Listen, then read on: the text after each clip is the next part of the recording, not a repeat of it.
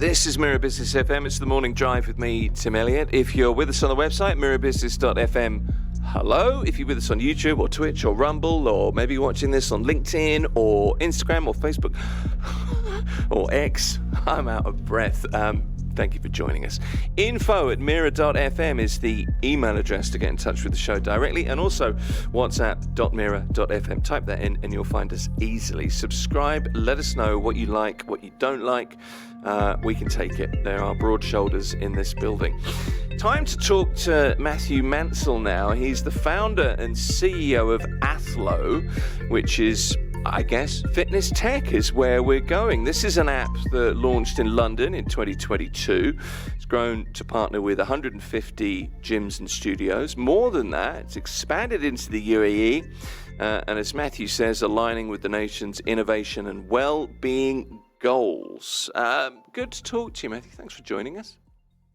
Thank you for having me. I appreciate it. Good to have you here. Let's talk a little bit about you before we kind of get into Athlo and understand how it works. Former professional rugby player, sports science graduate from the University of Bath in the United Kingdom, and a career in, is this your description? High performance finance. I like that.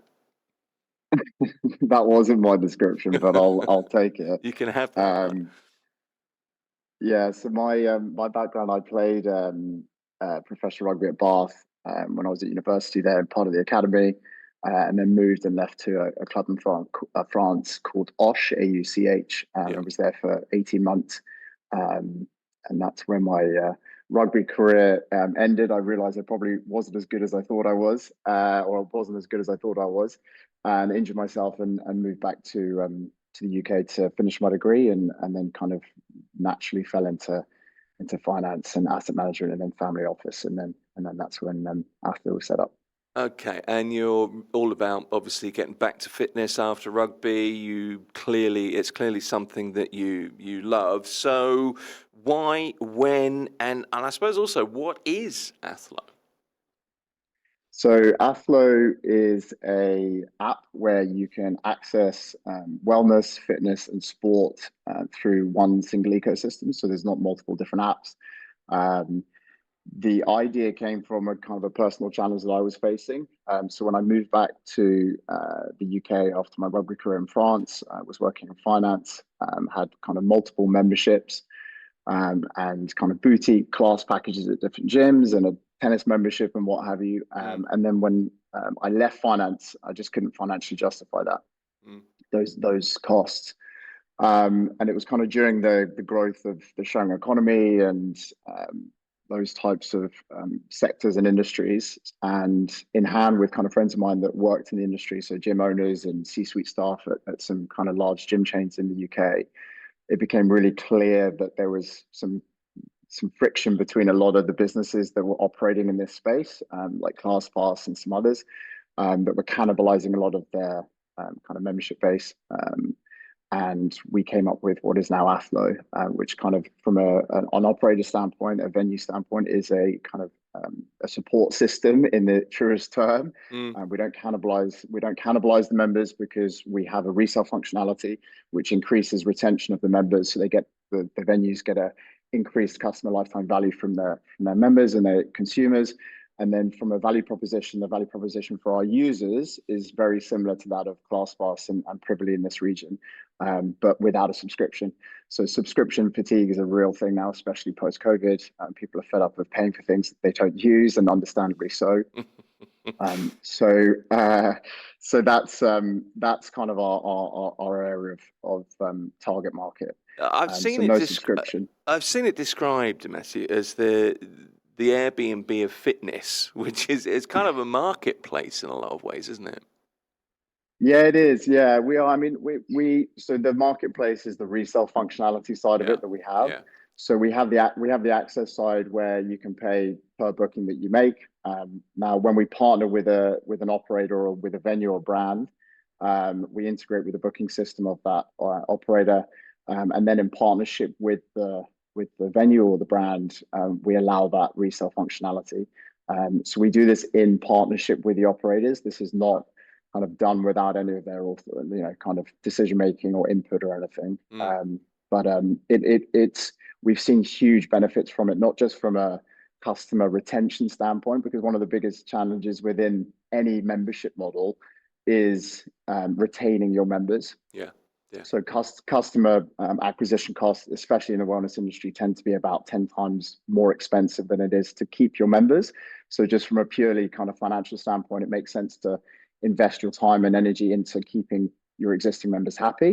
And we found that Athlo kind of fixes a lot of the issues, or the majority of the reasons why people end up leaving memberships, which is underutilization. They don't use the membership enough, so it's wasted value. Traveling, all these types of things that people end up canceling the memberships for. Mm. And then the other side of it, which we actually didn't expect, which is really positive, is some of the operators that we're partnered with are using kind of us as essentially a bit of an upselling tool to their members. So if you are not paying their kind of more premium prices, then you don't have the access to be able to sell your membership. So it's very similar to the industry in the sense that people that have kind of off-peak memberships or those types of things tend to be a little bit cheaper because you're limited in relation to when you can come and those types of things. And it's a bit of an upsell tool for those operators to be able to kind of increase their revenue streams from their members. Okay. Well, what brought you to the UAE? What was I understand the motivation for the system, and it's a very smart model, but what brought you here? Why up sticks from London? You were based in London at this point when you started, were you not? Yeah. Why here? Yeah, I was, yeah. So I was actually brought up in Oman in Muscat. So my father was worked in the military, was part of the Omani Air Force, right. And prior to that was part of the Abu Dhabi Air Force. So I spent 5 years of my childhood here. So I feel, if I'm honest with you, more at home here than I did in the UK. I have a cornerstone investor that's from the region, a local Emirati, right. Who has been incredible from day one. I really can't sing his praises enough. And also generally, if I'm being honest, and this is quite difficult for Englishmen to say about his own country, but the UK is not in the best place at the moment. Okay. The economy is not particularly positive. There's a lot of issues going on. And listen, we'll always have exposure, and the business obviously still operates in London and always will do, and we have a team there. But I think from a growth opportunity perspective, I think the UAE is number one at the moment with its location. It's very close to Asia. It's very close to Europe, and then obviously the travel facilities to get into the US is incredible here. So it's very much a travel hub, as I'm sure you know. And obviously our business model is very focused on travelers as well, being kind of, as you mentioned, the Airbnb for fitness. And I think as well, I think sector specifically here, wellness within this region, within the UAE is booming. And rightly so. It's one mandated through a lot of the government initiatives and what have you, which you referenced earlier. So the government is aware of how important wellness and health and sport and communities are to a population. And then kind of separately to that is there's an entrepreneurial spirit which I think is akin to what the US has around. Dubai 50 years ago was not what it is now. And I think people's aspirations and their mentality for the region here is incredible. And coming from the UK, where we don't necessarily have the same ambitions and those types of things, it's really refreshing to move to a country and to set up in a country that shares those ambitions and targets and, anything is possible type of mentality. And a big part of it as well, is our local investor. That was a big part of coming here to start with, to see him, but also to be introduced to a network of, his investors and his business network. And it became very clear when I was coming out here that, this was probably the natural step for us to take after London. It sounds like everything kind of fell into place in lots of ways. And it's interesting that you say it feels like home. I think it seems easier and easier to feel at home in the UAE. We were talking yesterday about, Dubai in particular, and the Emirates by extension, becoming the world's most livable city by 2033. And wellness was one of the pillars within that. So I can see the motivation. Talk me through the app, how it works in terms of the revenue model, Matthew. So we have two sides of the business. So one is where I mentioned around the partnership side. So Yes. when we fully integrate with a business, we have commercial agreements with those operators. So that is when a member is able to sell their membership. And we take a revenue slice, as does the gym, and the seller or the member that's selling their unused gym membership takes 60% back. And then the remaining is split between us and the gym, depending on commercials and volumes and those types of things. And then we also have a kind of a separate part of the business which launched a couple of months ago, which is in relation to mapping the entirety of the industry. So when we launch in a region now, or any region, not just here, we have a functionality which allows us to onboard pretty much most of market share straight away without an integration, which is pretty cool. And in those examples, there's obviously no commercial agreement with us and the venue or the operator or the brand. And in those examples, we take a small booking fee on behalf of or from the user. So we sometimes are a little bit more expensive than someone like going directly to the gym.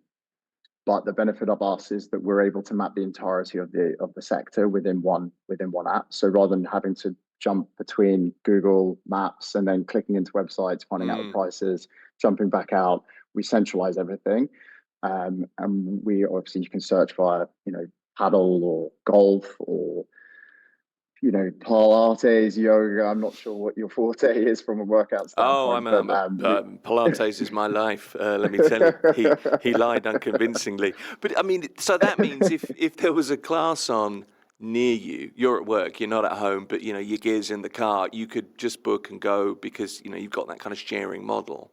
Is that it makes it a lot easier, absolutely. I guess. So yeah, exactly. Yeah, I think one of the main reasons why Athlo was set up, ideally for myself, but I can't take full credit. It was with friends of mine that worked in the industry, and then also the team members that we've hired and have had a significant input into it. Yeah. But I think we want to lower the barriers to entry to wellness and fitness and sport, and I think one of the big traditional barriers, maybe my age is coming through a little bit here, is outdated like membership models that are that inherently go unused. People don't get value from it.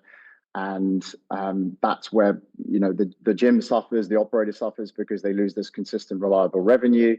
And then also the member or the user loses because they're now not a member of gym, and their wellness and health and fitness kind of deteriorates off the back of that. So we wanted to lower the barrier to entry, and a big way of doing that is democratizing the access to venues without the exclusivity or the cost or the commitment that has historically been attached to those models. I mean, in my head, what you're alluding to is that it's the New Year thing, isn't it? And gyms are like, "Well, hey, New Year, new members," and it lasts 2 weeks, and you never go back. The New Year's resolution: I'm going to get fit for 2026, and if it's about encouraging people, not just signing people up. It's about that constant encouragement, making things more accessible, making it a little bit easier, making it so that you look at your phone and think, well, actually, I could. Athlo's there. I'll click on that. Is that what you're banking on, kind of thing? Yeah, exactly. And I think a good comparison, I was talking to someone last week about this, is you look at the maturity of markets in places like music or TV or movies. Okay. You look at CDs 10 years ago and the migration to Spotify now, or Lime, or to SoundCloud, right? Yeah. People want access on their terms. They want access that works around their lifestyles, their day-to-day kind of activities. And the same with TV. The migration's been to Netflix, it's been to Amazon Prime, it's been to Disney Plus, whatever it is. I think people are moving to a world that is far more tailored to everyone's individual needs rather than fixed TV schedules or fixed CDs or DVD players or whatever.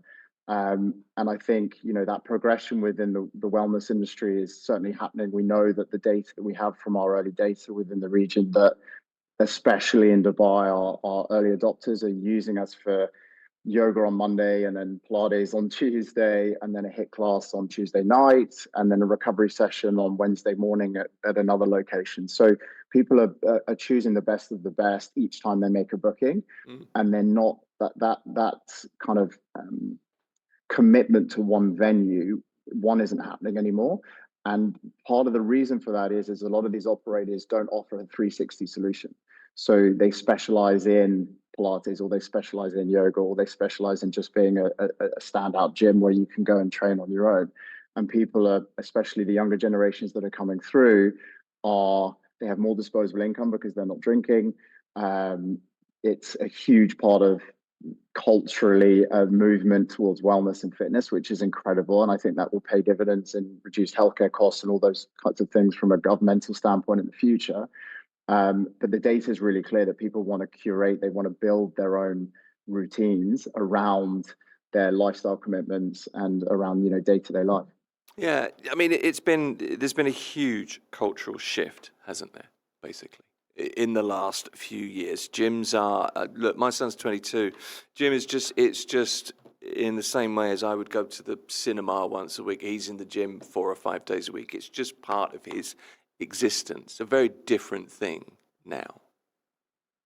Absolutely. I mean, 100%. I think I lost my father a couple of years ago, but I remember, talking to him about it just before Athlo launched. And I think the generational differences between the two are clear as day. My father was in the pub as his social element, yeah, and my element, and the generations that are younger than us, their socialization is through run clubs, or it's through a workout, or it's through a wellness breathwork session, or whatever it is. And I think especially post COVID, it became really clear how important your well-being is, not just physically, but your mental well-being and your emotional well-being.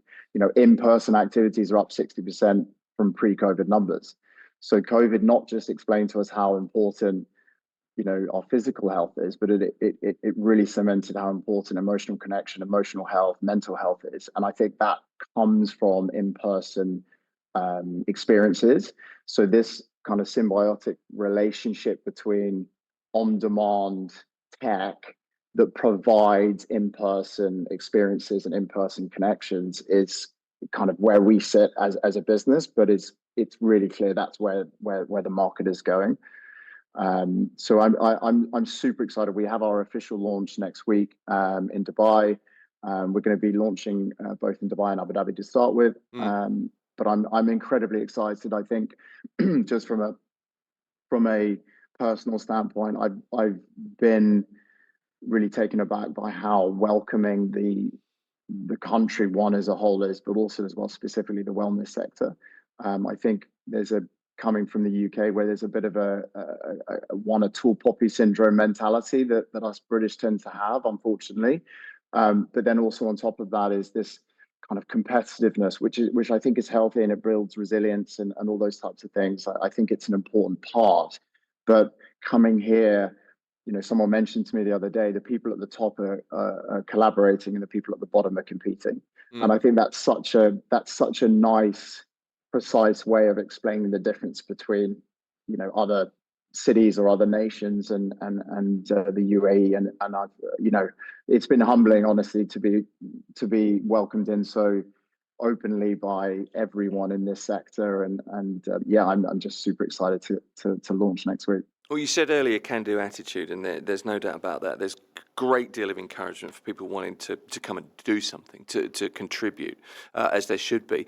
I wanted to ask you an entrepreneur-type question or two, and it's really just something I'm interested in. You've competed in sport at a high level, a very competitive level. That's clearly part of your personality. You've started your own business. What have you taken from your sporting career? How's that influenced your entrepreneurial career so far? So I think It's interesting because a lot of the university course that I did at Bath was a course that a lot of kind of professional athletes or people that were trying to enter professional sport went into. So there were rugby players, there were football players, there were tennis players, squash, badminton. There was a bit of everything. Yeah.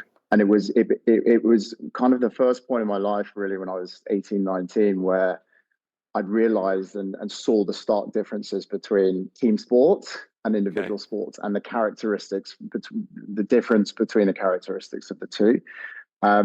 So I think that there are pros and cons to both. I think, when you're working or playing in an individual sport like tennis or whatever it may be, I think you become incredibly independent very, very quickly. And I think that provides a very solid foundation for you to go and, take that step into being an entrepreneur or setting up a business yourself. I think my experience with team sports is, rugby is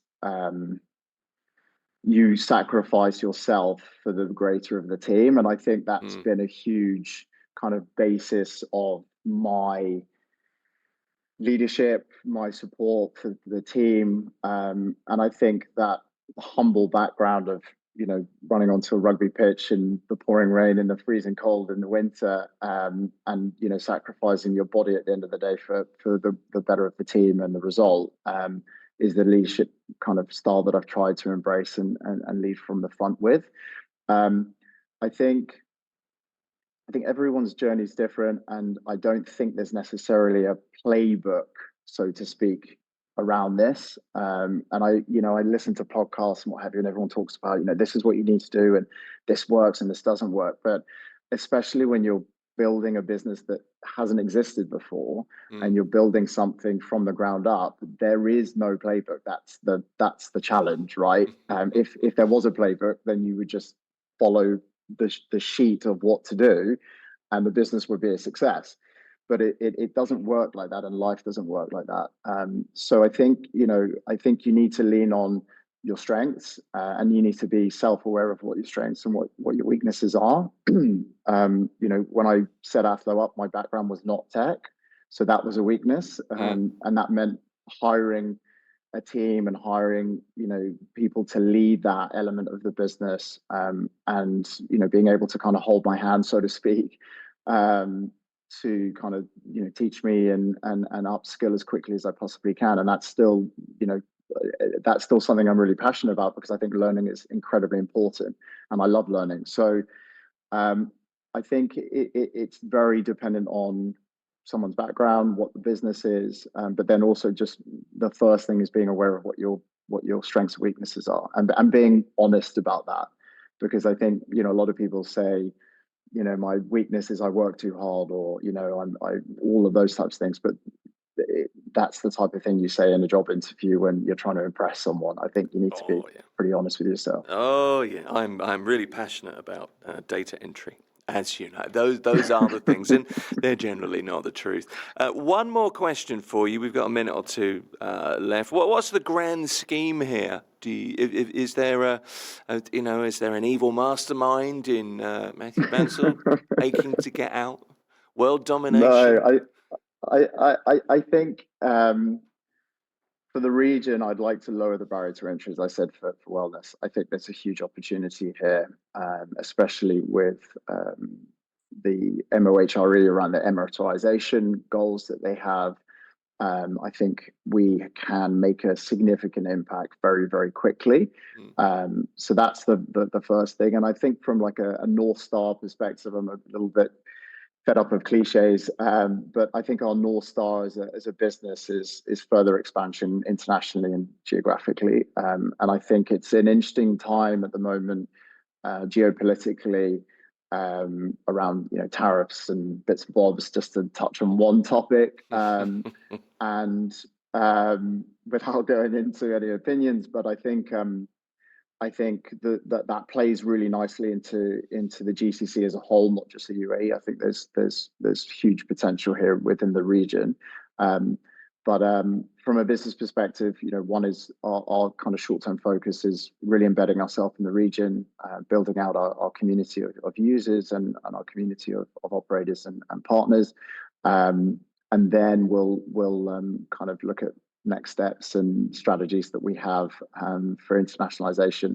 And I think the value for us as a business is as I mentioned earlier, is that you mentioned the Airbnb play, which is very much about having multiple cities and multiple locations. So I think there'll be a fair amount of expansion, hopefully in the next 6-12 months. Or outside looking in, that seems like a logical step. But it's been really good to talk to you. Matthew Mansell's the founder and CEO of Athlo. It's the world's first flexible fitness and wellness marketplace. It says that here, and I think that's been borne out talking to you. Matthew, thank you for joining us. Tim, thank you so much for having me. Have a great week.